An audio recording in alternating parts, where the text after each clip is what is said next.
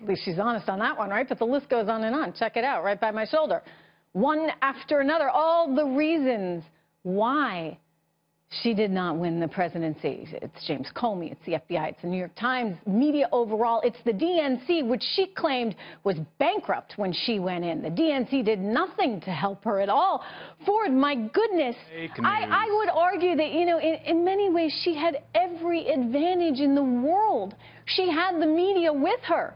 She had the party with her. Well, let me say this. There needs to be a statute of limitation on Hillary Clinton's whinings. She says her mistakes didn't cost her the election. I totally disagree with her. The Russians didn't tell her to set up a private server. The Russians didn't tell her not to have a campaign message. And the Russians certainly didn't tell her to ignore the Midwest, have a terrible trade policy and a terrible energy policy that's going to cost them her jobs. She basically said, I'm a woman, I'm running for president, Donald Trump stinks, and I don't care about your jobs and your livelihood. This is all about me. So, Pablo, why? Yeah. You want to add to that? Let me hear you. Yeah, I do. I mean, honestly, Trish, I mean, if you think about it today, you had an amazing segment this morning on Fox and Friends with your family, and then you sat for the Outnumbers, another hour-long segment, an amazing segment, and now you're doing your show. That's more exposure that you've had in a single day in the media than I think she had her entire for a month on her campaign. No, come on. You're saying the media didn't give her exposure? No, I'm saying that she chose to hide away in the shadows, to not go out there, to not speak directly to the American people like you did today. She wouldn't do and as a result, nobody really understood what her message was. Nobody understood what she was fighting for. You're making the case that this is absolutely her fault. And the other 24 reasons I'm agreeing with you, big fella.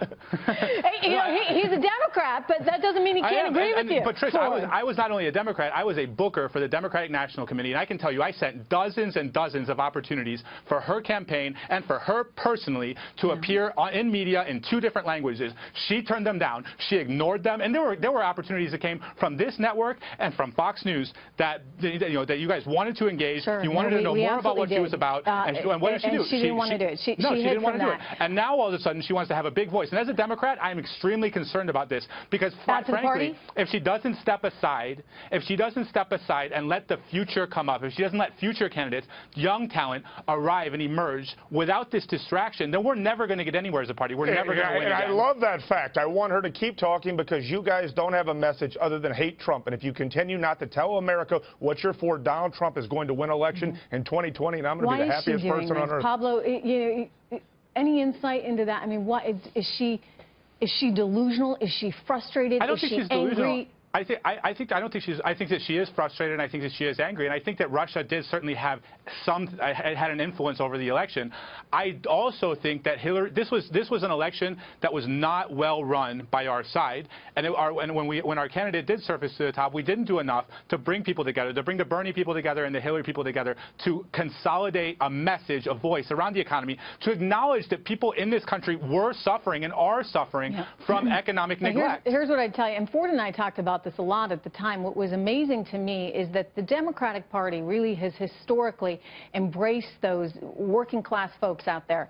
And this was a very different feel, right, Ford? In other words, she was the elitist that couldn't be bothered with the working class folks. Well, absolutely. To your point, Donald Trump got the highest percentage of union households in this country since 1988 and George H.W. Bush. The bottom line was between her trade policies and her not even ever visiting the battleground state of Wisconsin, she ignored coal country and the industrial Midwest. And when we look at those 78,000 votes that caused her to lose in the Electoral College, I can pinpoint exactly where, when, how, and why that occurred. Okay, so let's bring this full circle here because I think this is important from a political standpoint.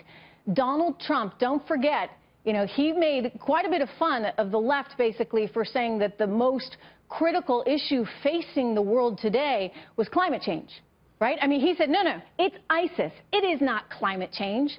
And so perhaps as we await his decision here on the Paris Accord, Ford, he'll come back to that. In other words, this is not the most pressing thing in the world. And if he decides to get out of this agreement altogether, does it play well with his base?